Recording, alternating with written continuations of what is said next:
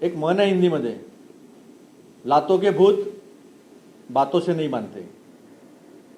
या भाजपच्या केंद्रातल्या आणि राज्य सरकारची परिस्थिती अशीच आहे।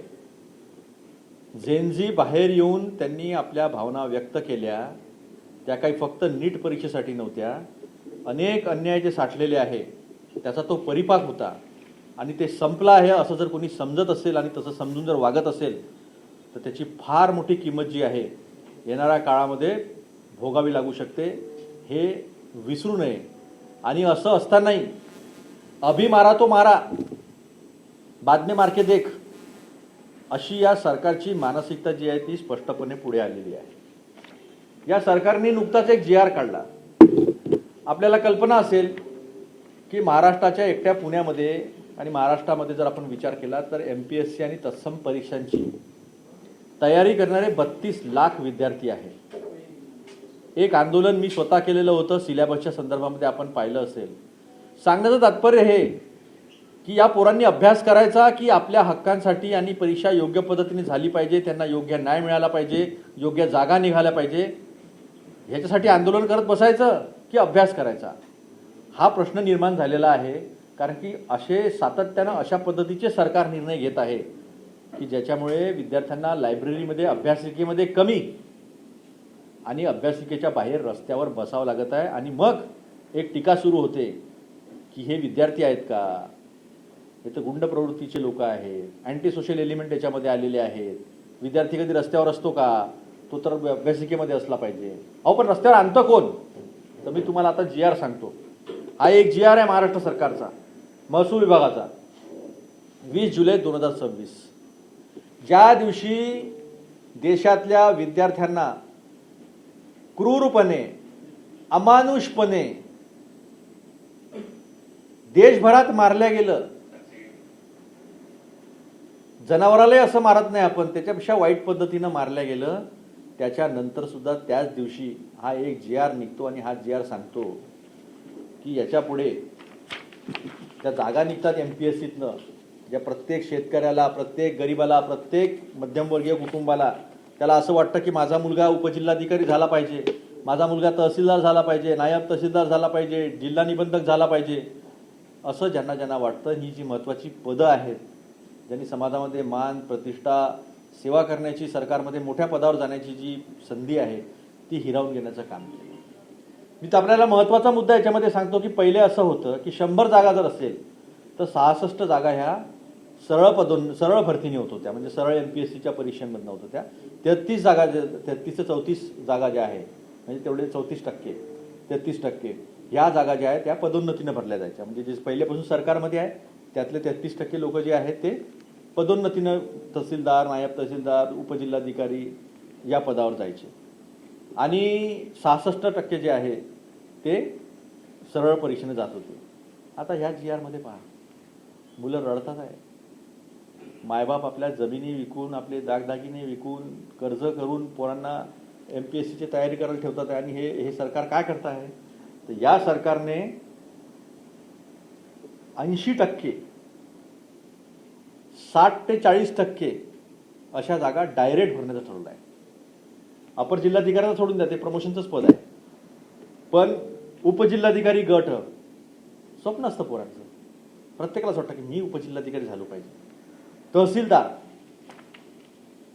नायब तहसीलदार गट ब राजपत्रित, याच्यामध्ये आता डेप्युटी कलेक्टरच्या जागा ह्या पदोन्नतीनं 60% भरल्या जातील, 40% डायरेक्ट, रेशो उलटा। त्यानंतर तहसीलदार 60% पदोन्नतीनं, 40% डायरेक्ट। नायब तहसीलदार एंट्री पॉइंट आहे हा राजपत्रित अधिकाऱ्यांचा, याच्यामध्ये 80% पदोन्नतीने आणि 20% जे आहे ते सरळ भरतीने। कोणत्या प्रेरणेने मुलांनी अभ्यास करावा? इतके वर्ष ज्यांनी MPSCच्या तयारीत कधीतरी स्वप्न पाहिलं की जागा चांगल्या निघतील, आपण आपला अभ्यास केलेला आहे, आपण परीक्षा पास होऊ, उपजिल्हाधिकारी होऊ, तहसीलदार होऊ, नायब तहसीलदार होऊ,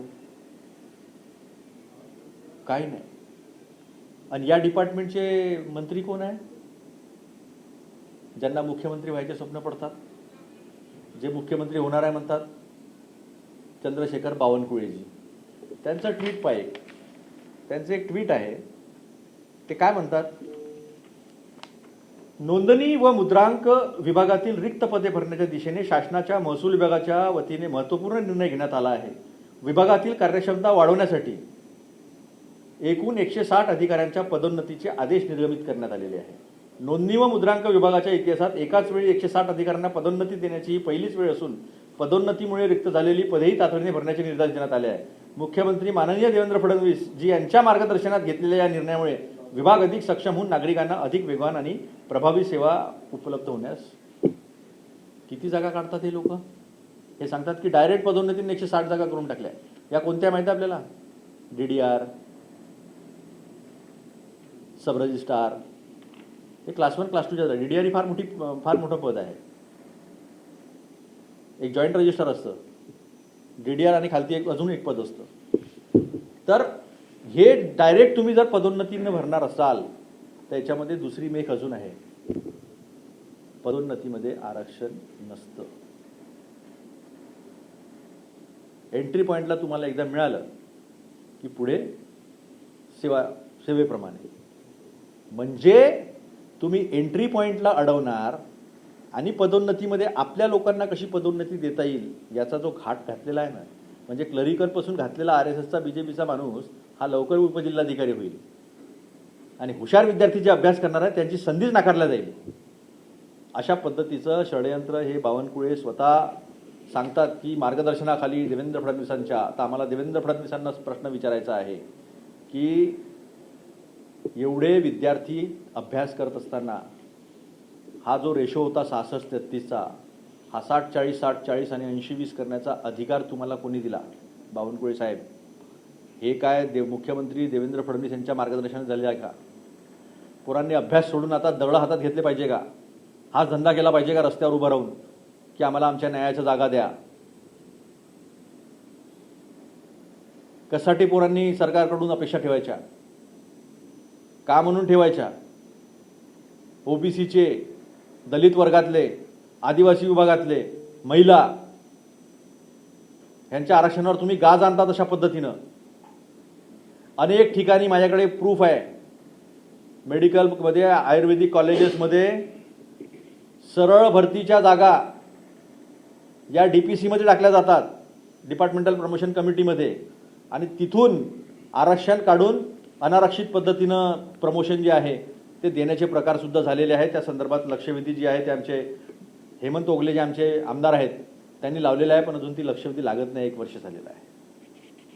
हा एक दुसरा GR आहे उच्च तंत्र शिक्षण विभागाचा. मग तुम्ही सरळ भरती जर करत नसाल तर साधारण कॅटेगरीचा, जनरल कॅटेगरीचा प्रोग्राम मेला, OBC SC ST मेला, कारण की त्याला संधीच नाही आहे. तुम्ही दरवाजेच बंद करतात तरुणांच्या सेवेमध्ये येण्याचे.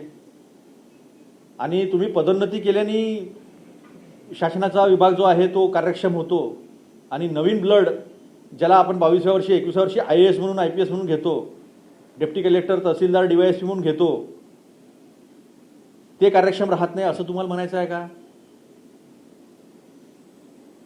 सरळ सरळ हे SC ST OBCच्या विरोधातलं षडयंत्र आहे. आणि सर्वसाधारण गटातल्या विद्यार्थ्याला असं वाटत असेल की त्याला याच्यात काही हानी नाही आहे, जागाच निघणार नाही आहे, तर त्याला सुद्धा याच्यामध्ये हानी आहे. आम्ही याचा निषेध करतो. हा GR जो आहे हा तुम्ही परत घ्या. रिक्त जागा असेल तर तुम्ही 2 वेळा परीक्षा घ्या. विद्यार्थी आहेत ना, टॅलेंट पडलेला आहे, भरभरून पडलेला आहे.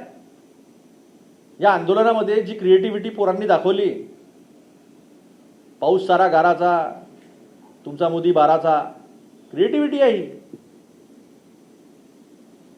एवढे विद्यार्थी रस्त्यावर आले, एवढी आग लागलेली आहे, तुम्ही राखेवर बसलेला आहात आणि तरीसुद्धा तुम्हाला हे सगळं सुचतं. म्हणजे तुम्ही गडबड घोटाळे करून SIR करून निवडून येता, याच्यातून तुम्हाला हा कॉन्फिडन्स येतो का? हे सुद्धा प्रश्न निर्माण होत आहेत. आमची विनंती आहे, हा राजकारणाचा विषय नाही, हा या महाराष्ट्रातल्या तरुण विद्यार्थ्यांचा, तरुणांचा, जेन अल्फा पुन्हा उद्या येईल त्याच्यात, यांच्या आयुष्याचा, यांच्या करिअरचा, यांच्या स्वप्नांचा प्रश्न आहे. माझी देवेंद्र फडणवीसांना विनंती आहे, त्या सरकारला विनंती, आता विनंती करतोय, हा GR त्वरित मागे घ्या. हे सगळे प्रमोशन थांबवा. गरज पडली 2 परीक्षा घ्या. पोरं तयार आहेत, दिवसरात्र अभ्यास सुरूच आहे. 2 परीक्षा घ्या. एका परीक्षेत मेगा भरती करा. तुम्ही करणार होते ना 75,000ची मेगा भरती, 72,000ची मेगा भरती, नुसत्या हवाच दिल्या, केलं काही नाही.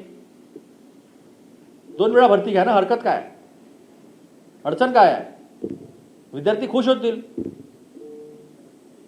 आणि परीक्षा लीक विरहित करा, नाहीतर मग असंतोषाला तोंड द्यायला तयार राहा. काँग्रेस हे ऐकणार नाही. काँग्रेस याच्या संदर्भात कडक जे काही स्टेप उचलायचे असेल ते 100% उचलेल. आता विनंती आहे, याच्यानंतर सरळ कारवाई होईल. तुमचे प्रश्न. सर, काँग्रेस जे आहे, जर हा GR मागे घेतला नाही तर काँग्रेस याच्यामुळे काय स्टेप घेईल? त्यांनी पाहिलं आहे 2023 साली त्यांनी अचानक सिलेबस आणला होता UPSCचा MPSCला, तेव्हा त्यांनी पाहिलं आहे काय आहे. चिडवू नका विद्यार्थ्यांना. आणि चिडवल्यामुळं काय झालं हे आता पाहिलं ना आपण. 34 दिवस पोरं बसून होते. काय तरुणांच्या आयुष्याची, त्यांच्या करिअरची, त्यांच्या स्वप्नांचा काही विचार आहे की नाही या सरकारला?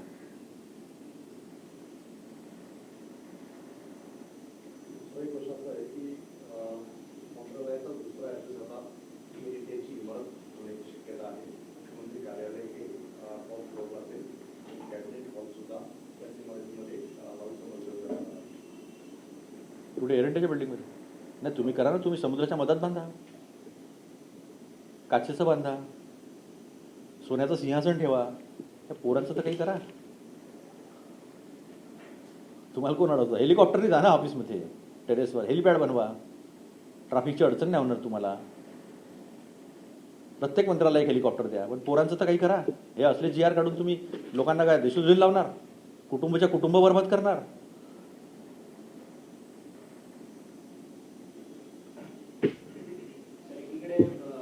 संसदेचं अधिवेशन सुरू आहे आणि राहुल गांधींनी काल स्वतःचं स्पीच सुद्धा संसदेत दिली, परंतु विरोधी पक्ष नेता बोलत असताना संसदेत पंतप्रधान नाही, गृहमंत्री नाही.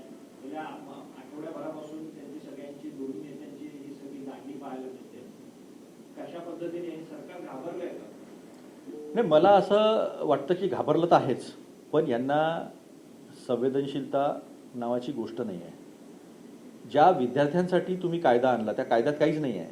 2 वर्षाचं 5 वर्ष, 1 करोडचं 10 करोड. पण पेपर लीक थांबवण्यासाठी त्या कायद्यात मला काही दिसलं नाही. फास्ट ट्रॅक कोर्टच्या संदर्भामध्ये प्रत्येक राज्यामध्ये एक कोर्ट असावं. त्या कोर्टामध्ये ऑलरेडी केसेस पडल्या आहेत. 2 लाखाच्या आसपास केसेस पडलेल्या फास्ट ट्रॅकमध्ये.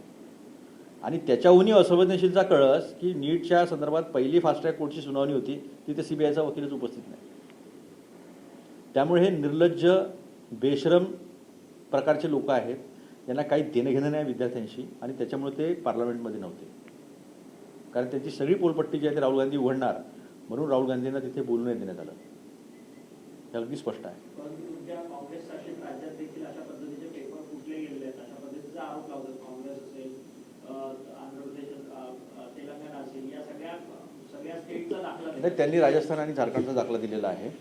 आमचं म्हणणंच हे आहे ना की तुमच्या विरुद्धच एवढा मोठा उठाव का झाला?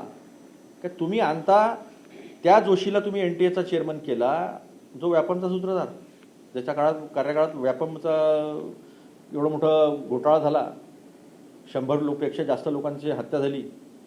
छत्तीसगड आणि मध्य प्रदेशचे ते पब्लिक सर्व्हिस कमिशनचे अध्यक्ष, त्यांच्या काळामध्ये सर्वात जास्त पेपरफूट झाली, तो NTA चा अध्यक्ष.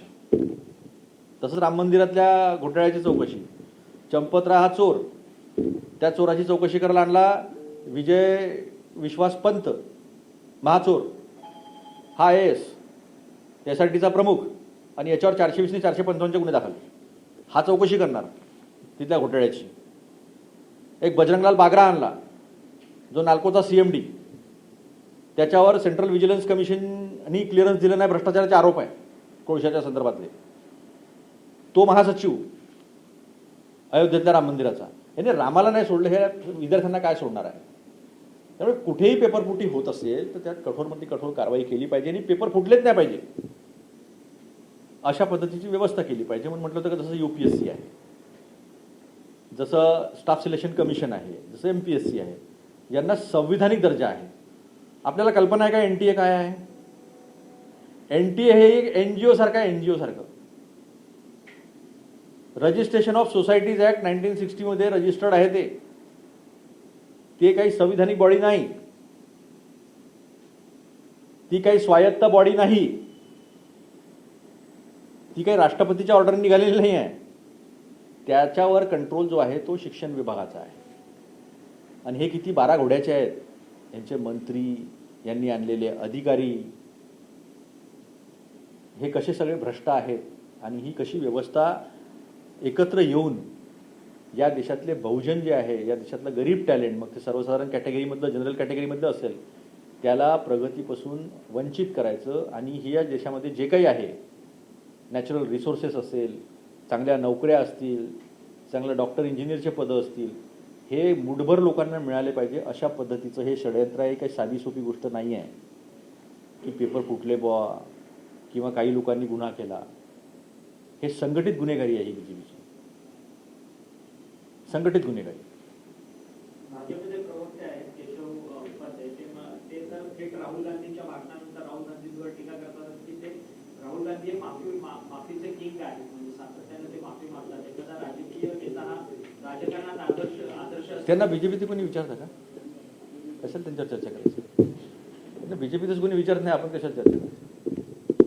अजित गोपछडे राज्यसभेचे खासदार आहेत, ते पण राहुल गांधींवर बोलतात की राहुल गांधींचा अभ्यास कमी आहे. अशा पद्धतीने तर त्यांना सांगून द्या ना, ते सूर्यावर थोपलं म्हणजे काय होतं. जर राहुल गांधींचा अभ्यास कमी आहे, तर मग जेव्हा काही वकिलांच्या आणि काही विद्वान लोकांच्या कमिटीने आवाहन केलं होतं 2024च्या निवडणुकीच्या पहिले की दोन्ही नेत्यांची डिबेट समोर ठेवायची, हायली क्वालिफाईड एंटायर पॉलिटिकल सायन्सचे एकमेव पदवीधर नरेंद्र मोदी जे आहेत, त्यांनी तर पाठ दाखवली, हिंमतच केली नाही त्यांनी राहुल गांधींच्या समोर यायची. आमचं तर आजही आव्हान आहे, कुणाचा किती अभ्यास आहे ना, एकदा राहुल गांधींच्या समोर नरेंद्र मोदींना तुम्ही घेऊन या, होऊन जाऊ द्या डिबेट. फुल पत्तों से क्या बात करना, सीधा जड़ पे वार करते हैं.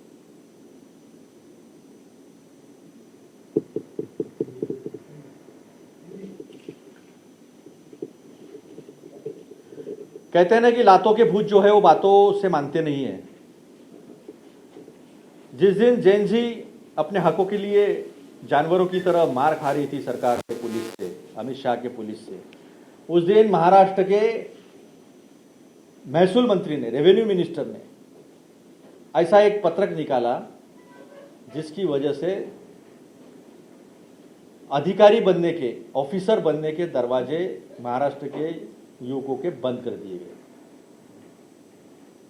मसला यह है कि पहले डायरेक्ट भर्ती जो है वो 66% होती थी. अगर मान लो 100 पद है डिप्टी कलेक्टर के, तो 60 पद जो है वो MPSC के एग्जाम से भरे जाएंगे डायरेक्ट, और 33 पद जो है वो प्रमोशन से आएंगे. उसी प्रकार तहसीलदार है, उसी प्रकार नायब तहसीलदार है, उसी प्रकार DDR है, ये सारी पदें इन्होंने 20 जुलाई 2026 को, जिस दिन बच्चे मार खा रहे थे अपनी नौकरी के विषय को लेकर, पेपर लीक के विषय को लेकर, महंगाई के विषय को लेकर, अनेक बहुत सारे विषयों का वो एक मिलान था जिसकी वजह से आक्रोशित थे बच्चे, उसमें उन्होंने रेशो को चेंज कर दिया. अभी 60% प्रमोशन से आएंगे और 40% डायरेक्ट रिक्रूटमेंट, सीधा 26% की कटौती डिप्टी कलेक्टर में. तहसीलदार में भी वैसा ही, और नायब तहसीलदार में तो 80% प्रमोशन से आएंगे और 20% जो है वो डायरेक्ट सेवा भर्ती से आएंगे. मुझे बताइए, 32 लाख से ज़्यादा बच्चे आज महाराष्ट्र में अलग अलग शहरों में इन परीक्षाओं की तैयारी कर रहे हैं. क्या उन्हें महाराष्ट्र सरकार ने ये कह दिया है, चंद्रशेखर बावनकुले जी के मंत्रालय ने ये कह दिया है कि आपके लिए अभी कोई दरवाजे नहीं खुले? क्या ये महाराष्ट्र सरकार का कहना है कि महाराष्ट्र के जो किसानों के बच्चे हैं, जो गरीबों के बच्चे हैं, जो मध्यम वर्गीय परिवारों के बच्चे हैं, उन्होंने महाराष्ट्र में अभी अधिकारी होने का सपना देखना छोड़ देना चाहिए। उन लोगों के लिए क्या जवाब है जिन्होंने अपनी ज़मीनें बेची, माता बहनों ने गहने बेचे, बाप ने कर्जे लेकर बच्चों को पूना में रखा, मुंबई में रखा, औरंगाबाद में रखा, कोल्हापुर में रखा, पढ़ाई के लिए नागपुर में रखा, कि वो जाओ तुम अपना तुम्हारा सपना कभी पूरा नहीं होगा, तुम कर्जे में डूब के मर जाओ। इस तरह की व्यवस्था इन्होंने कर दी है तैयार बच्चों के लिए कि वो आत्महत्या करें, माँ बाप सपना छोड़ दे, गरीब गरीब ही रहे। महंगाई की वजह से शिक्षा के दरवाजे तो बंद ही हो चुके हैं। अभी डॉक्टर, इंजीनियर, JEE, नीट में क्या हो रहा है, कैसे कंटिन्यू पेपर लीक चालू है, वो दिख ही रहा है।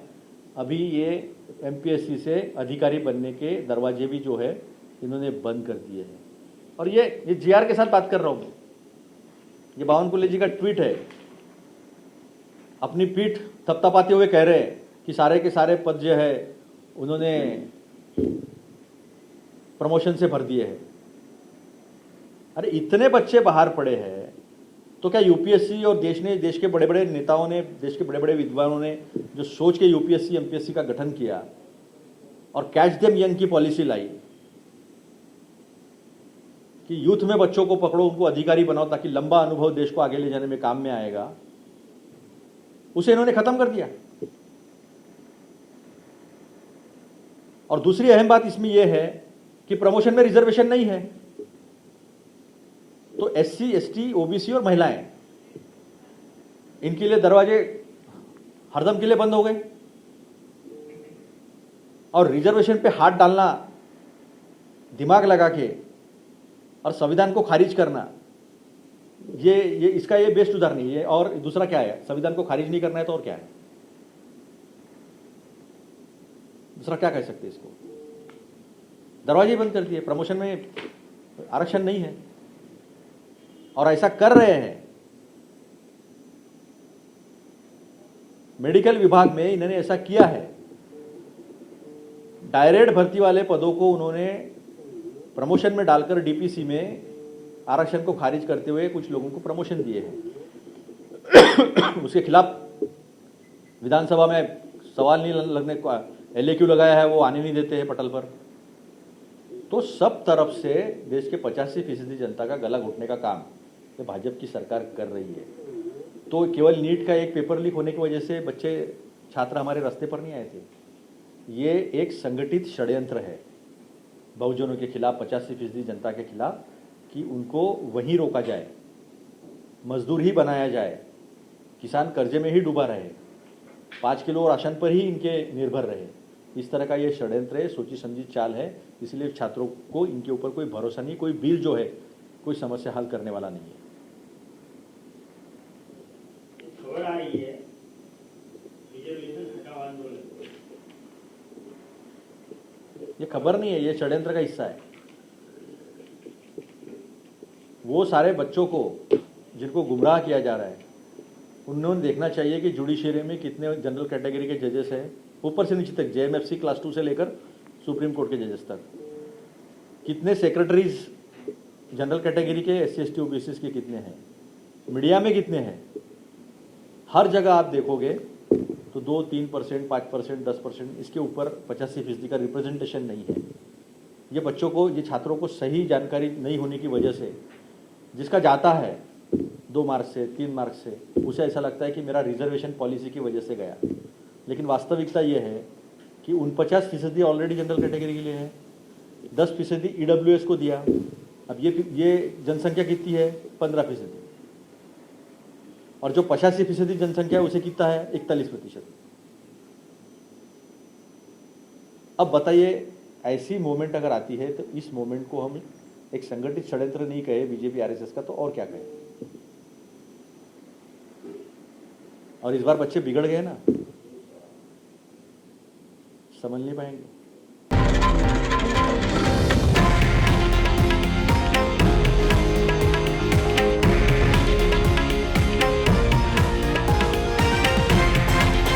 हे आहे देशातील नंबर 1 न्यूज नेटवर्क आणि आपण पाहत आहात TV9 मराठी, एकमेव।